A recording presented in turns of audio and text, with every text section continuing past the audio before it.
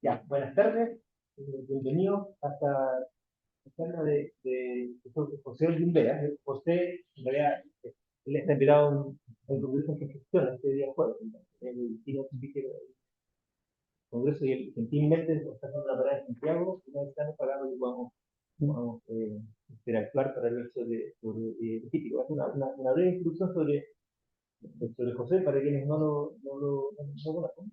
El doctor José Olguín es el William Hart Professor, director del Center for Factor Translation and Environment y el Volvo Research Educational Foundation, Center of Excellence for Sustainable Urban Space Systems at the, no sé cómo pronunciar bien el Reflander Polytechnic Institute, que está en el estado de Nueva York. Tiene una larguísima trayectoria en transporte específico en logística, ya en física, eh, tiene un montón de contribuciones seminales en el área, y que es un honor tenerlo acá. Él hizo él es el ingeniero civil, como la mayoría de nosotros, de la Universidad Autónoma Santo Domingo de República Dominicana. Hizo su magíster en la Universidad Central de Venezuela y su doctorado en Texas Austin. Y bueno, tiene una larga lista de premios que no los voy a listar para no quitarle tiempo a lo verdad, que es la de José. Así que sin más, tengo que hacer una. Bueno, es para mí un gran honor el tener la oportunidad de venir a la Universidad de Chile, porque realmente la Escuela de Investigación de Transporte de Chile realmente tiene es un referente mundial. Realmente es un gran honor estar aquí. Entonces quiero agradecer también a la invitación tanto de Ángel Hogar Edmas y los colegas de la Universidad de Concepción que me invitaron a dar una plenaria en el Consejo, en el Congreso sobre infraestructura y transporte. Lo que voy a hacer ahora, voy a discutir la investigación que hemos hecho sobre las externalidades producidas por el transporte de carga. Pero primeramente los colegas de Rensselaer siempre me piden que hable un poco, parte de la propaganda que tenemos que hacer los académicos. Entonces, básicamente, eh, Rensselaer es una universidad que tiene una historia muy importante en ingeniería.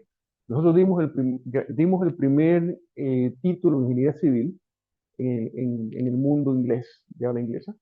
Solamente nos ganaron los franceses. Y también dimos el primer grado en ingeniería ambiental, que fue una cosa que se inventó prácticamente en Rensselaer. Estoy seguro que ustedes han visto muchas de las obras hechas por nuestros graduados. Por ejemplo, el puente de Brooklyn. Tanto eh, Rubén y la esposa estudiaron en Rensselaer.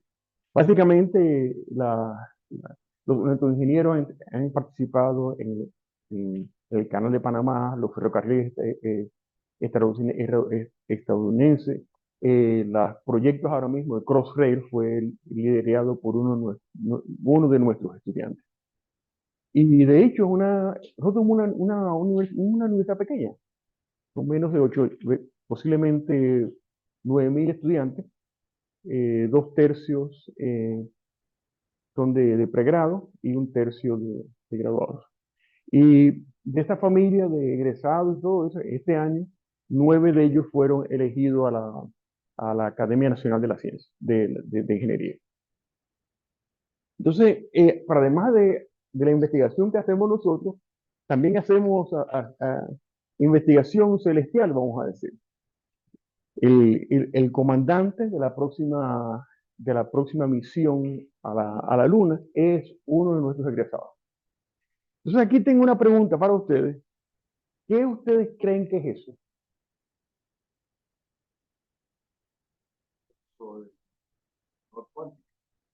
Eso es un computador cuántico.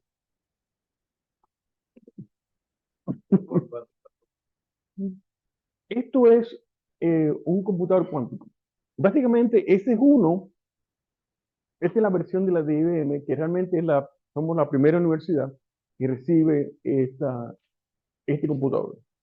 Entre otras cosas, porque muchos de los ingenieros, de los directivos de IBM, vienen de Rensselaer.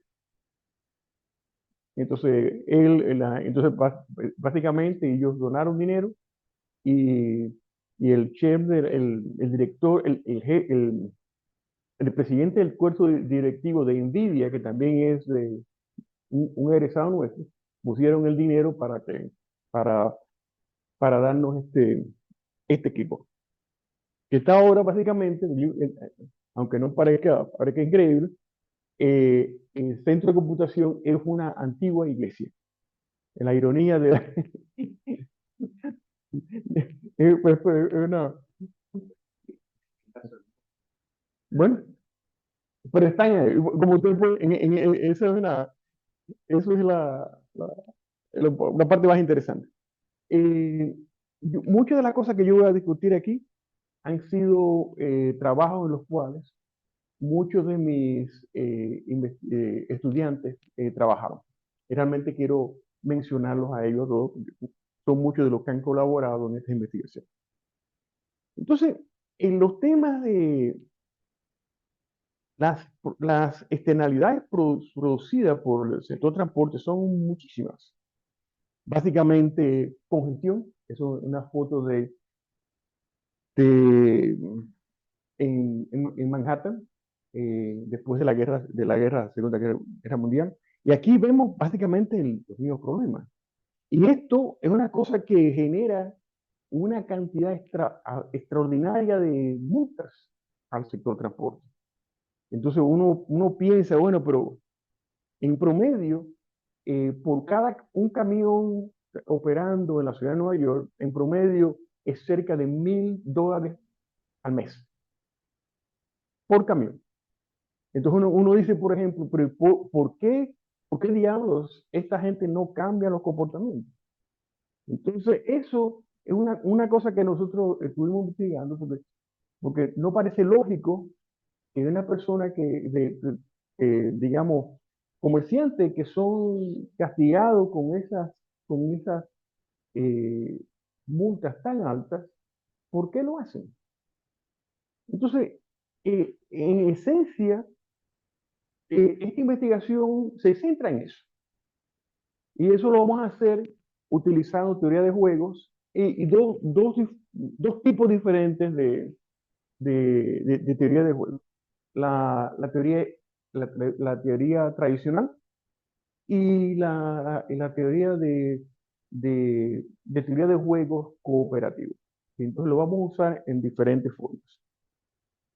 Entonces, lo primero es uno preguntarse quiénes son, qué es lo que produce esas externalidades. Porque parece una pregunta como tonta, porque a primera instancia uno dice, bueno, pero esas externalidades son producidas por los transportistas.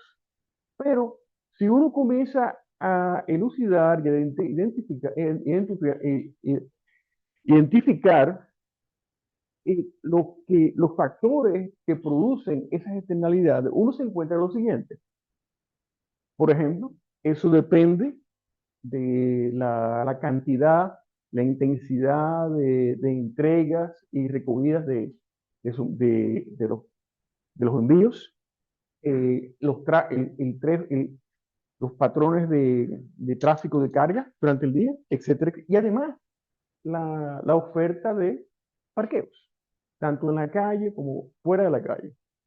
Eso también depende de los mercados, porque dependiendo el nivel, la característica del mercado, la utilización de los camiones es diferente. Imagínense si las restricciones si hay un número bajo de camiones, los camiones van a ser utilizados al máximo, y si hay muchísimos, la utilización baja drásticamente. Entonces, todos esos factores influyen. También influyen aquí los patrones de uso de suelo y las características de las redes. Y también, todo eso, está también el sector inmobiliario, que es el que define el uso, cómo se va a usar el espacio, cuántos parqueos, cuántos andenes de carga van a tener. cuáles son las restricciones de operaciones, etcétera, etcétera. Entonces, cuando uno ve todo esto, esto claramente indica que estas externalidades son producidas por las decisiones tomadas por una red compleja de participantes. Entonces, eso lo que lleva es a uno de los problemas más fuertes, más dificultosos para resolver, que se llaman los problemas de acción colectiva, que son los problemas para el cual los incentivos que el mercado o la sociedad le brinda a los diferentes actores, lleva a esos actores en una dirección que no es el óptimo social. El cambio climático es un ejemplo de eso. Y esto es una manifestación de también. Entonces, ¿cómo, se, cómo estudiamos esto? Lo primero fue tratar de formalizar las interacciones entre los agentes. Los agentes que participan o influencian las cadenas de suministro. Entonces, aquí lo que hacemos es básicamente codificar eso utilizando los marcos teóricos de la teoría de juegos. Entonces, aquí lo que nosotros denominamos el juego de la cadena de suministro es una situación en la cual todos los participantes tienen que jugar. Porque si uno no quiere, si uno no quiere ser miembro de eso, la cadena desaparece y se crea una, al final de cuentas. Entonces, aquí todos los agentes tienen que participar. Es básicamente porque estamos hablando, lo que estamos estudiando es esa materialización de la cadena logística que existe en una condición específica. Entonces, aquí, estas interacciones las vamos a dividir en dos grupos, los transportistas y el resto. Porque lo que nos interesa a nosotros es entender cómo los otros influyen a los transportistas. Entonces, aquí, en ese caso, tenemos una serie de actores, pero en esos casos, debido a la diferencia del poder que ellos tienen, siempre va a haber uno que es el líder y otro que es el seguidor. En esencia, digamos, el sector inmobiliario, por el poder económico que tiene mucho más poder que un transportista que está manejando un camioncito aquí en Santiago. Entonces, a eso que estamos hablando. Entonces, además, ¿cuáles son las estrategias que hay? La primera estrategia es imponerse, pero esa es una opción que solamente lo tiene el poderoso, porque en realidad el poder está del lado de los que tienen más influencia económica, lo que sea. Entonces, la otra opción es someterse, que es lo que hace el que es el más débil en esa transacción. Pero también hay una posibilidad, que hay si los beneficios a los agentes envueltos en esa decisión son tales que ambos se benefician mucho más que imponiéndose, hay una acción que es de cooperación. Entonces, basando en esto, que son básicamente asunciones muy lógicas, solamente hay dos salidas. Primero, cooperación, si ambos son recompensados por el trabajo mutuo, y el otro que no. Y si no hay cooperación, el que más fuerte impone su decisión con el otro. Entonces, esto que está aquí, esto aplica a cada decisión. Por ejemplo, la hora de entrega. La hora de entrega. El tipo de camión. eh, eh, Básicamente todas esas decisiones que configuran la, la cadena logística. Entonces, aquí, básicamente, uno puede, uno puede explicar esto con la matriz de recompensa. Aquí están, en el caso, un agente. Entonces, básicamente aquí, los signos, el primer signo corresponde para la recompensa al agente A y el segundo al agente B. Entonces, aquí, en el caso de lo que llamamos cooperación natural, es que en este caso, sin cooperar, ambos se perjudican. Pero aquí, si cooperan, si tienen, digamos, eh, si ambos se complementan de tal forma de que juntos pueden hacer algo que los individuos no solos no pueden hacer, en ese caso, por eso tienen este es el caso de cooperación natural, que básicamente, independiente de quién tenga, que quién sea más poder, la solución es cooperar. Entonces, ese puede ser el caso, por ejemplo, digamos, de una compañía constructora que necesita los servicios, digamos, de un arquitecto o un ingeniero que no tengan. Entonces, ahí en ese caso, la compañía puede tener mucho más poder que un individuo, pero si ese individuo es clave, básicamente colaboración es lo único. Entonces, aquí, en el otro caso, eso es un nombre, si hay una condición en la cual la cooperación mutua no existe, el más poderoso va básicamente a forzar al otro. Entonces, eso, dependiendo de quién, dependiendo de las condiciones, se traduce en este juego que es llamado la batalla de los sexos, que, que ahora que es un nombre que yo encuentro como sexista, en la forma, pero básicamente ese es el nombre que se usa. Entonces, en este caso, el líder impone la solución. En este caso, si A es el más poderoso, él básicamente forza a B a hacer una cosa que lo perjudica. Y lo contrario pasa si B es el líder. En ese dice esto es básicamente lo que pasa. Por ejemplo, piensen en lo siguiente. Piensen, si ustedes están manejando un camión, ¿qué es mejor para ustedes? ¿Entregar de noche o entregar de día? ¿Qué es mejor? ¿Mm? ¿De día?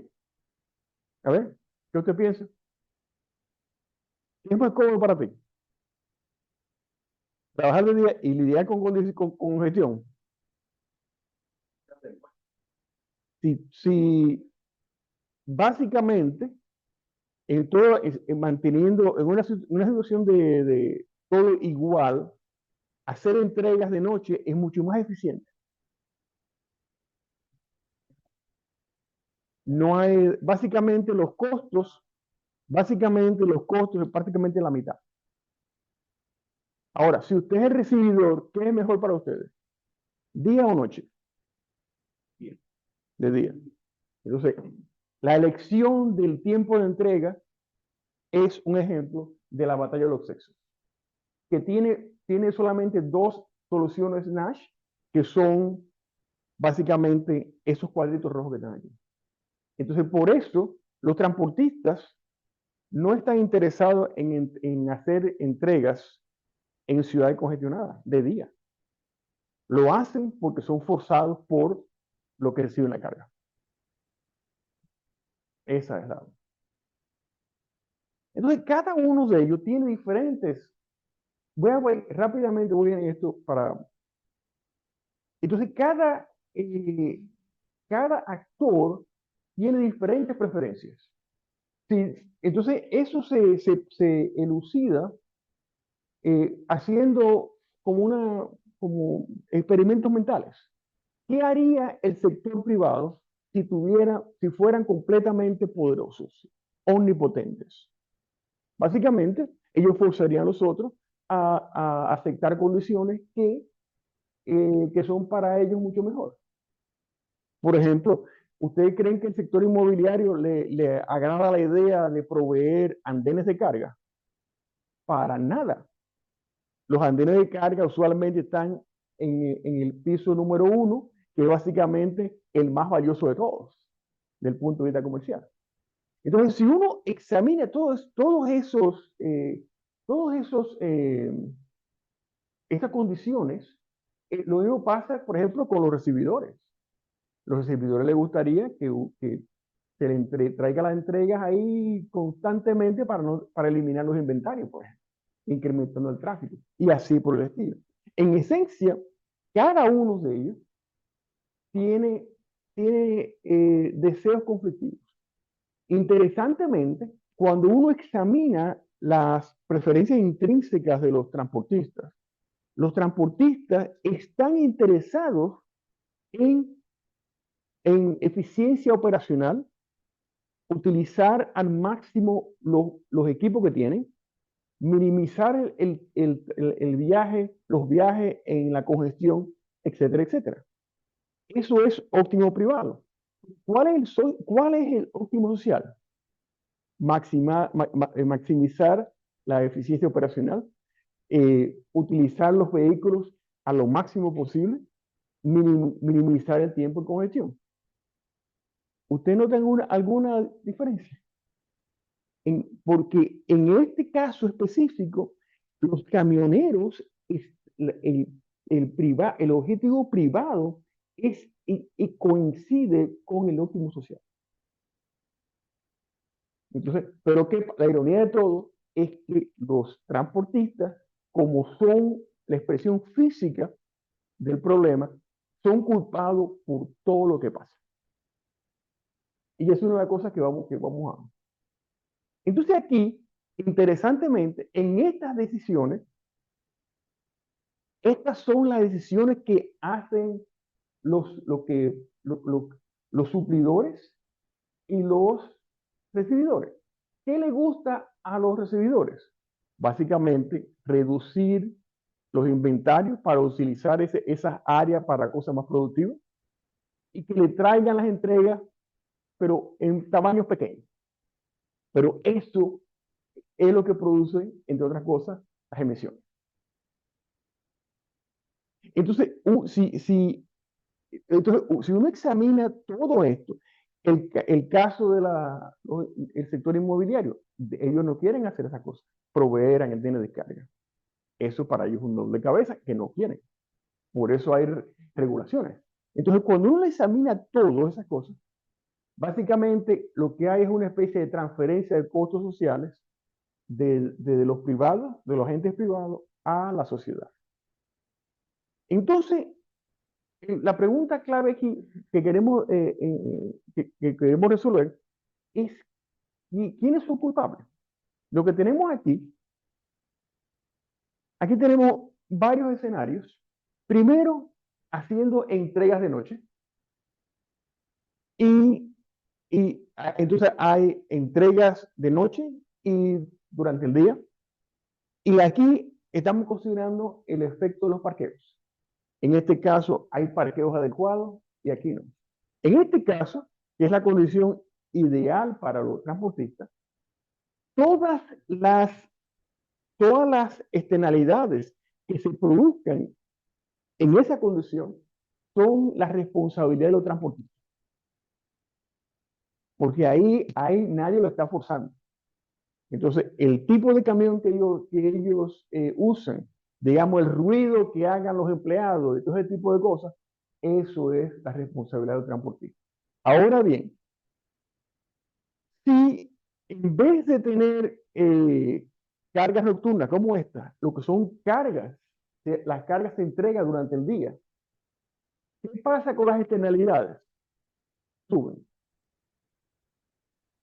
Entonces, ¿quién es responsable por eso?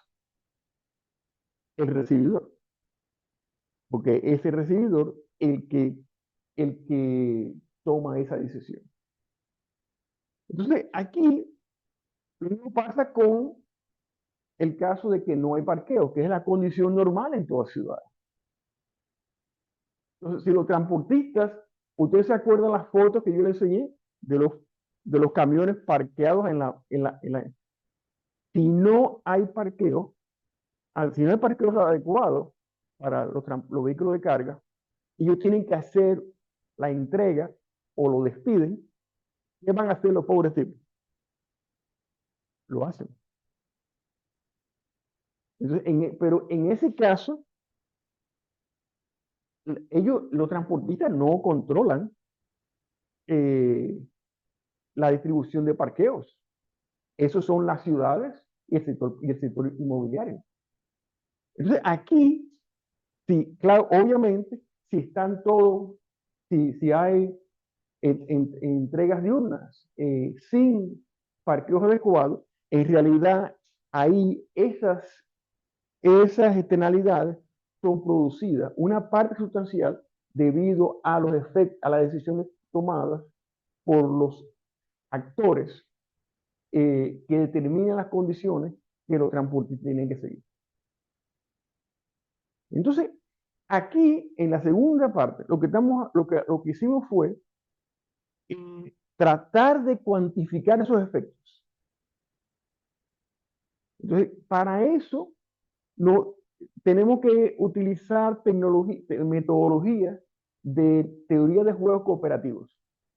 Entonces, esta es una rama de la teoría de juegos que lo que trata de definir es cuáles son la distribución de dividendos que deben hacerse por ejemplo, en una compañía privada para garantizar que todos los socios se mantengan como miembros de esa coalición.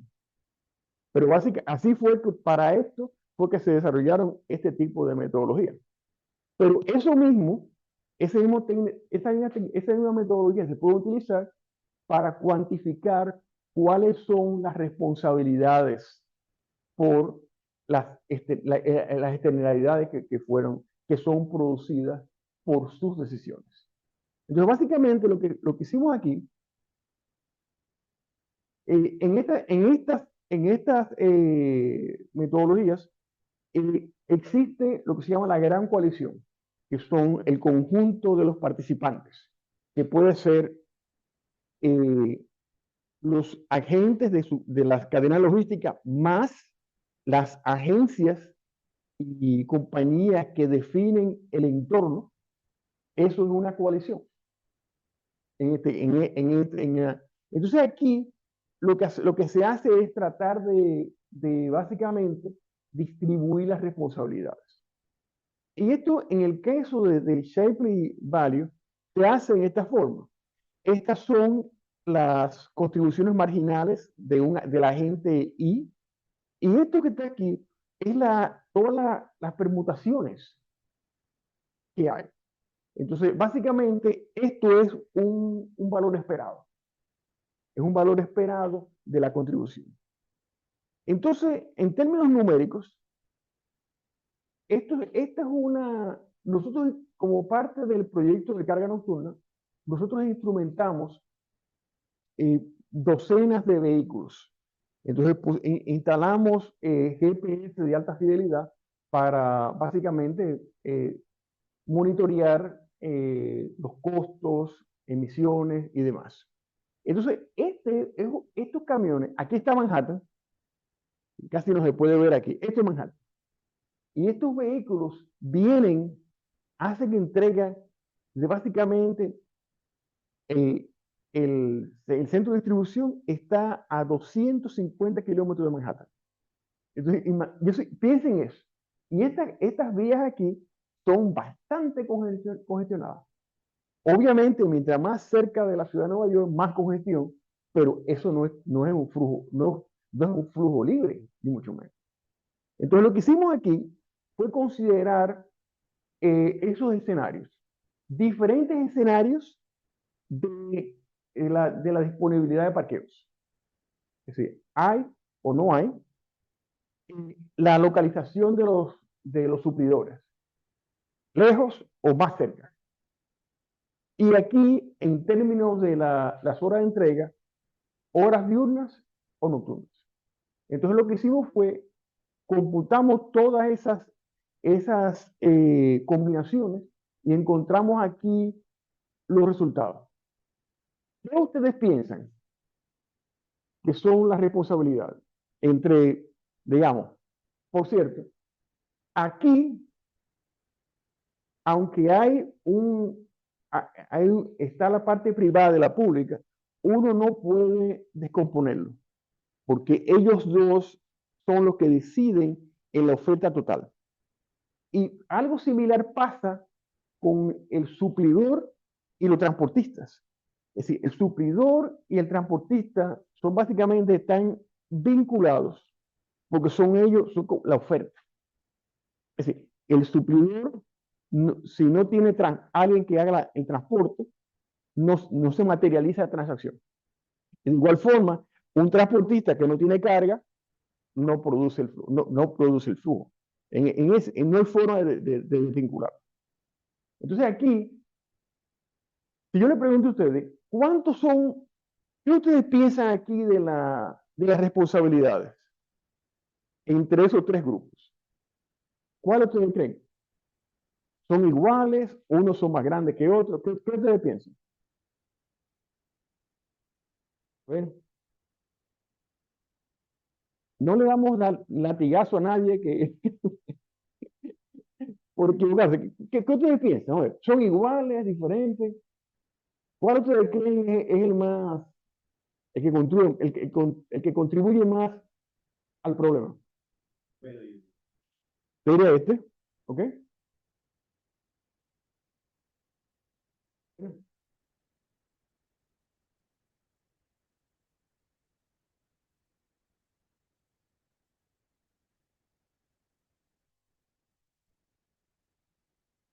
Bueno, bueno, de esto, mire los resultados.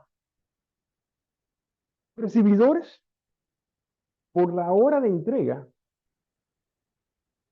entre día y la noche es básicamente en exceso de 40%.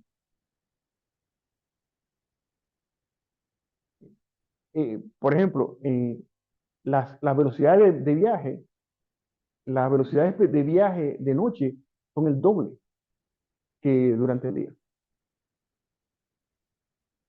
El resto, eh, la parte de parqueos y demás, o falta de parqueo, de nuevo un 23%. No llegan, los números no suman a 100 porque vienen de diferentes escenarios. Y los transportistas y los suplidores, estamos hablando de un 30 a 43%. Lo que eso significa es que si utilizamos aquí, que hacemos todo lo posible para minimizar las externalidades, solamente concentrándonos en los transportistas, no vamos a resolver estas dos partes. Lo que indica claramente que hay que hay que atacar este problema enfocándonos en todas las fuentes de todos los actores que contribuyen a la... ¿Ya? ¿Sabes? Bueno, siempre nos dedicamos a la área de transporte, siempre tenemos redes de transporte donde minimizamos tiempo de viaje y ahí viene una tendencia de mucho transporte público, mucho transporte privado. Nunca se habla en esta ecuación del tema de la carga.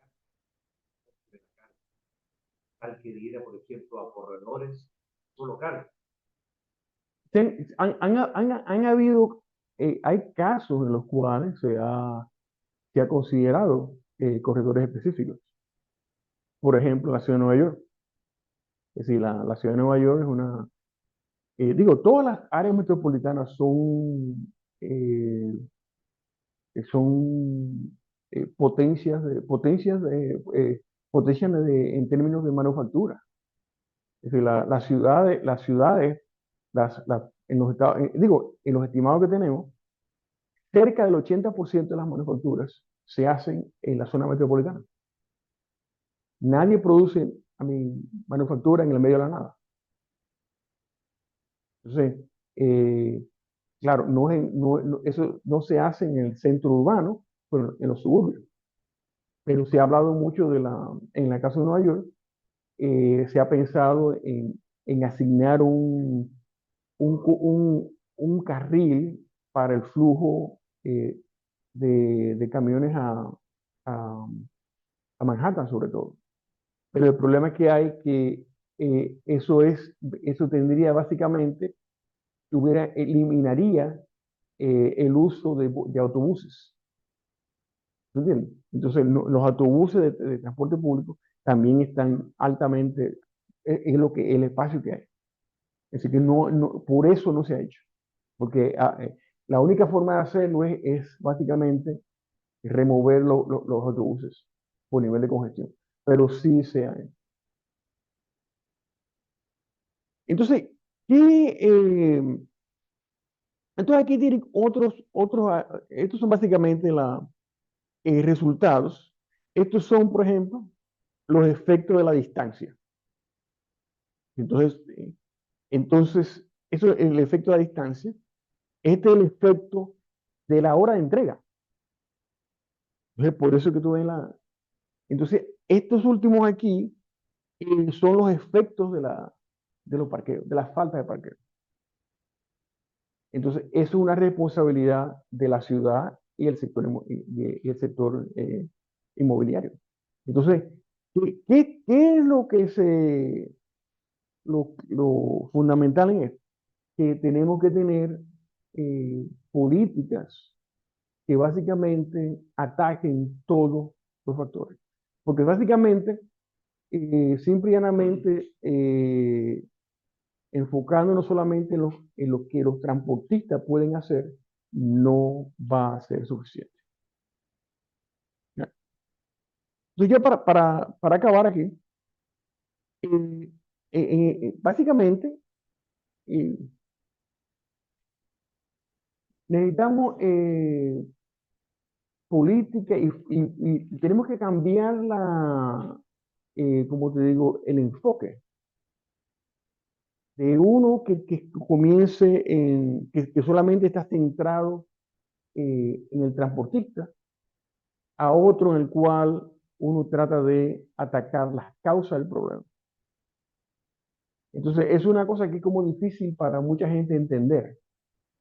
Porque dice, bueno, pero el transportista, hay un letrero que dice no parking, no parqueo, y los tipos lo hacen. Entonces, del punto estrictamente legal, bueno, ellos son los culpables. Pero ¿qué pasa? Eso es una manifestación de un problema económico. Entonces, el transportista tiene dos opciones. O se muere de hambre o se parquea en lo de la vida. Entonces, la realidad es que si no se modifican esas decisiones hechas por los otros, no se resuelve el problema. Entonces, eso es básicamente la, el mensaje que yo tengo para todos ustedes. Ahí tienen una serie de referencias, entonces, muchas gracias.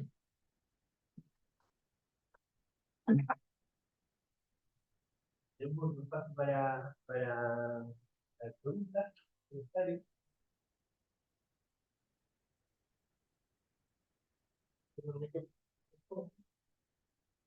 Bueno,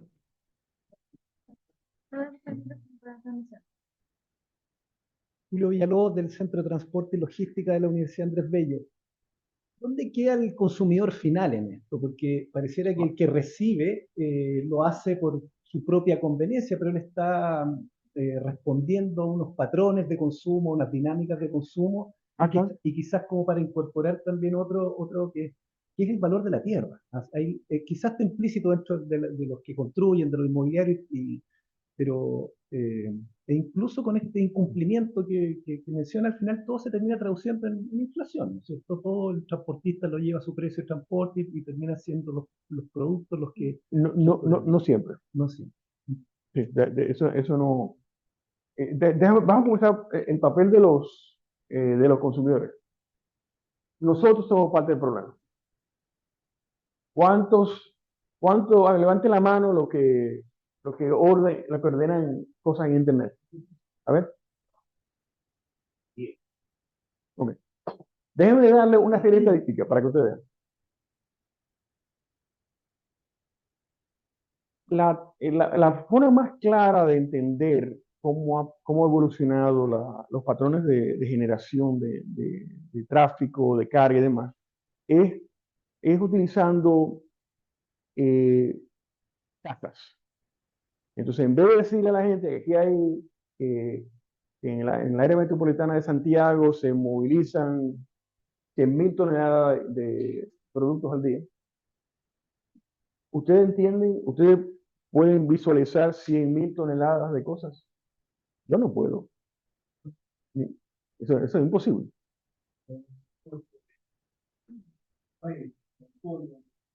Sí, esas cosas que no. Entonces, en vez de eso, si yo les digo que ahí hay, ¿cuál es la población el área metropolitana?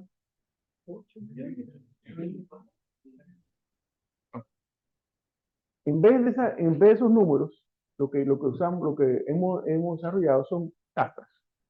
Imagínense la cantidad imagínense que nosotros computamos toda la carga que se maneja en el área metropolitana de Santiago y lo dividimos la carga en un día y la dividen por la población. ¿Qué por ciento cuántos kilogramos por persona por día ustedes creen que se generan aquí? A ver, ¿no tienen alguna idea? ¿Es más de 5 kilogramos o menos? Entonces, vamos a decir, ¿es más de 100 kilogramos o menos?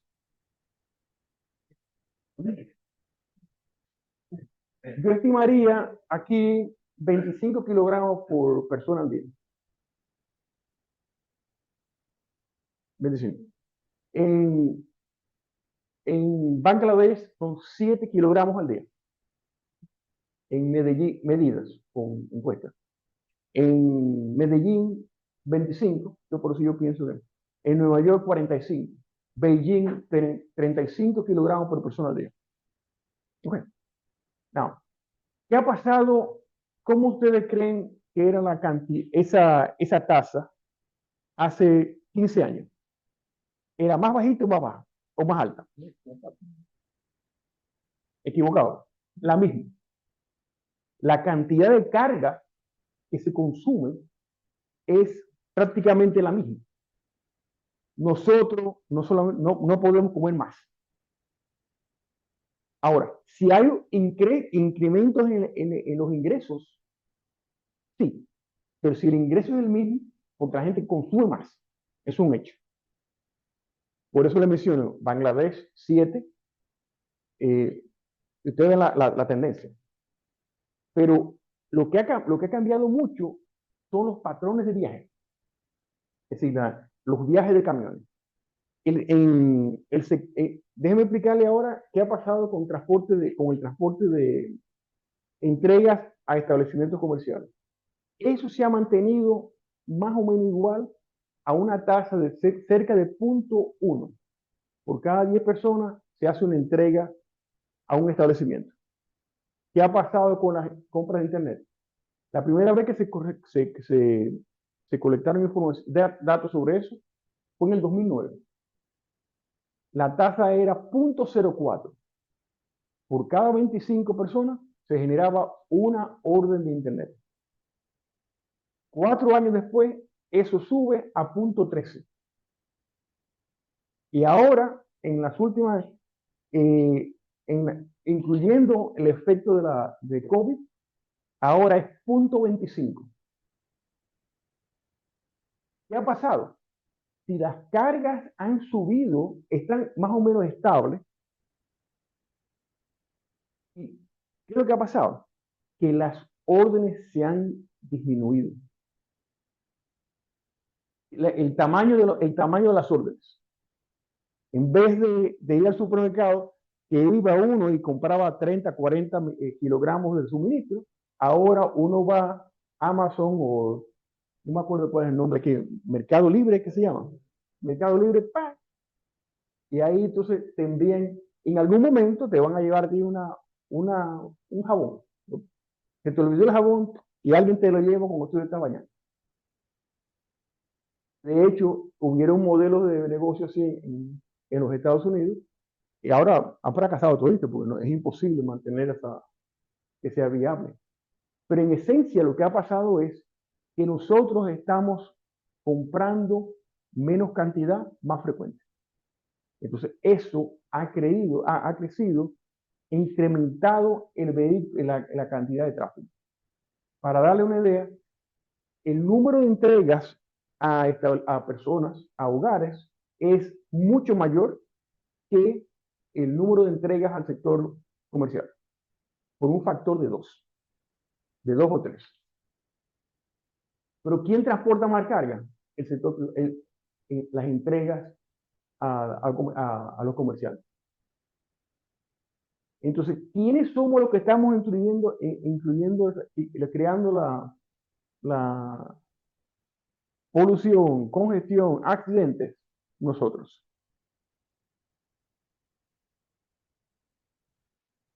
¿Se entiende?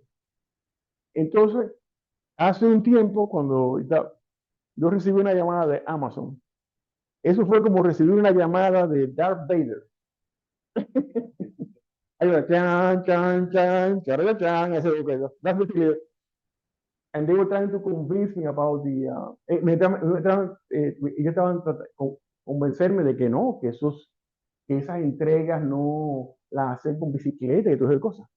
Pero la congestión producida por una bicicleta o por una vehículo eléctrico es significativa. Entonces, esa cosa incrementa la fricción en el tráfico.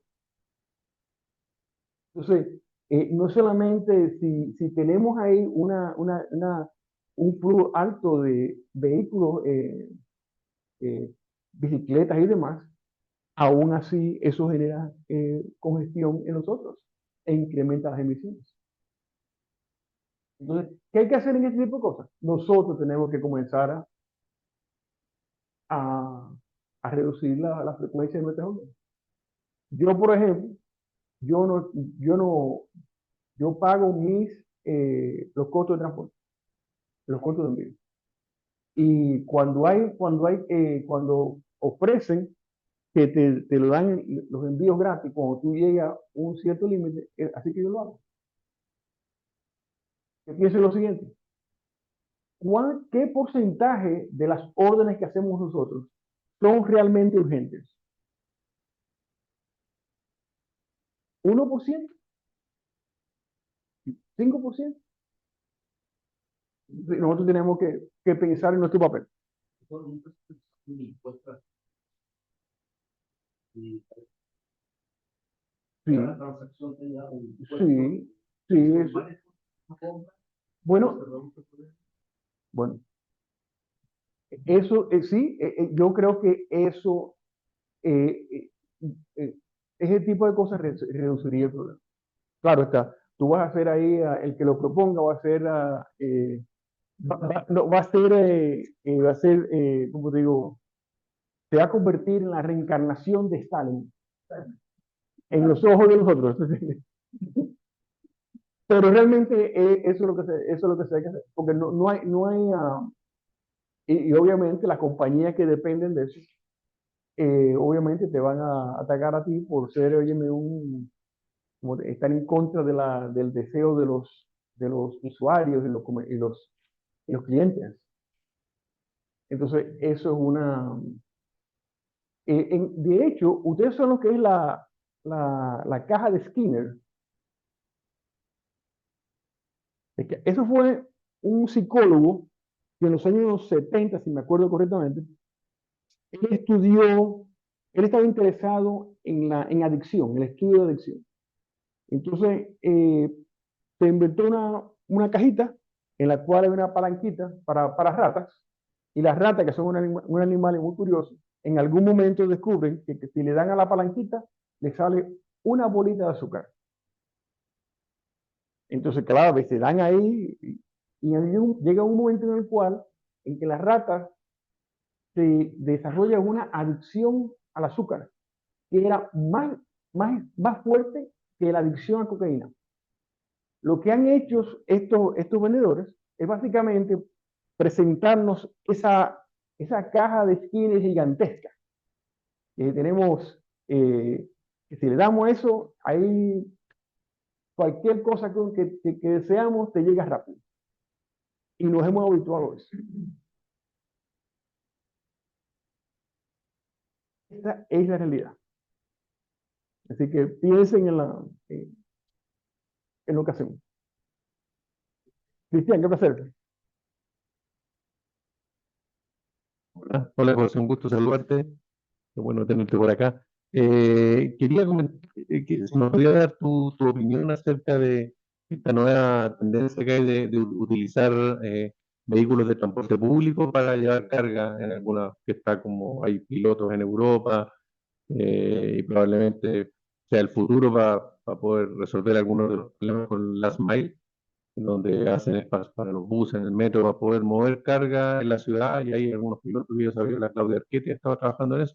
Entonces quería saber tu opinión respecto a este tipo de estrategia para minimizar la externalidad y cómo lo ves también para el futuro en países como Chile, donde no es tan fácil poner carga en vehículos de transporte público, porque se la pueden robar o cosas de ese estilo.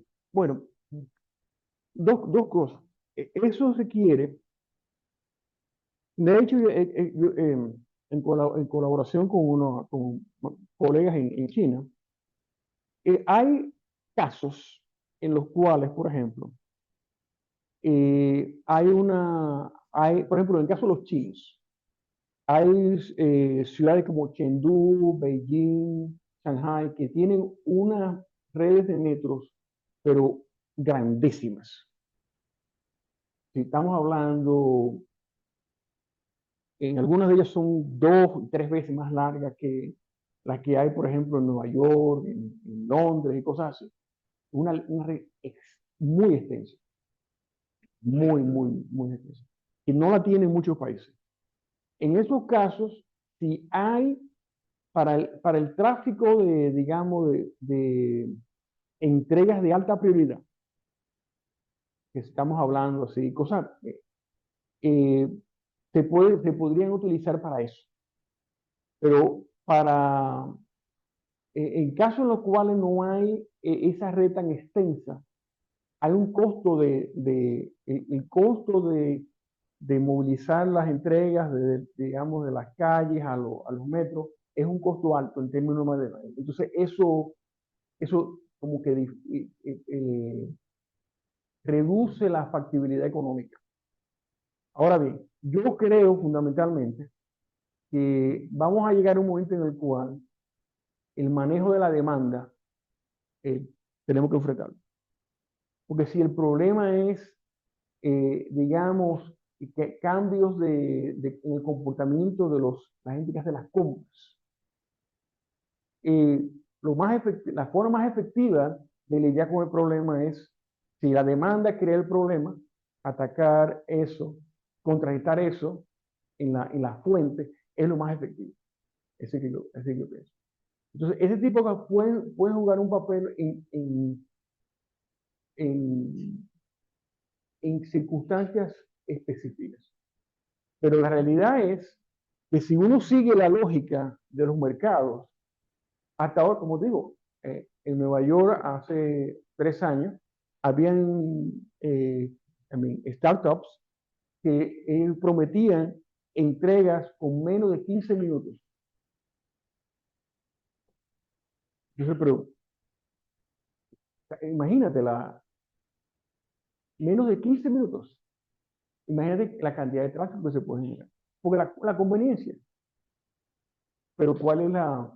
Entonces, yo digo, yo, como te digo, si el problema es producido por un cambio de los patrones de demanda, yo trataría de atacar eso. ¿Okay? Ya sea con penalidad o otra cosa.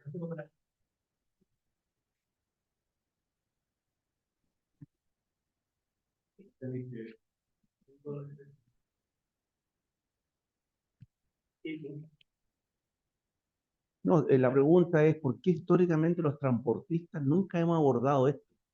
Es raro, no se me ha ocurrido nunca abordarlo, y